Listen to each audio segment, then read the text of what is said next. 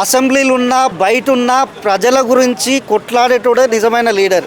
అంటే జగన్మోహన్ రెడ్డి అయితే ఆటోమేటిక్గా ఒక హీరో, ఒక సూపర్ స్టార్ హీరో వచ్చిన జనాలు అయితే బయటకు వస్తున్నారు. అది కంట్రోల్ చేయడం మా వల్ల కావట్లేదని వీళ్ళు చెప్తున్నారు.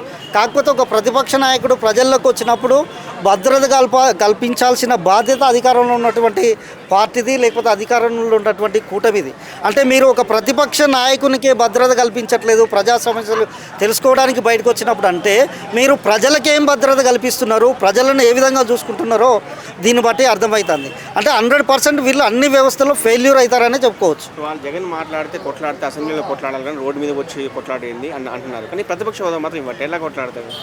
ప్రతిపక్ష హోదాలే కాదండి, అంటే అసెంబ్లీలో కొట్లాడితే వీళ్ళు కూడా పారిపోయారు కదా లాస్ట్ టైము. వీళ్ళు కూడా నేను ముఖ్యమంత్రి అయిన తర్వాతనే వస్తానని అసెంబ్లీ నుంచి బయటకు వచ్చింది కదా చంద్రబాబు నాయుడు. ఏడున్న ప్రజలలో ఉంటున్నారా, ప్రజల సమస్యలను ప్రశ్నిస్తున్నారా లేదా అనేది ఇంపార్టెంట్. అసెంబ్లీలు ఉన్నా లేకపోతే బయట ఉన్న ప్రజల గురించి కొట్లాడేటోడే నిజమైన లీడర్. నాకు తెలిసి భారతదేశంలో అధికారంలో ఉన్నా లేకపోతే ప్రతిపక్షంలో ఉన్న ప్రజల్లో ఉండే నాయకుడు జగన్మోహన్ రెడ్డి అని అయితే నేను చెప్పగలుగుతాను.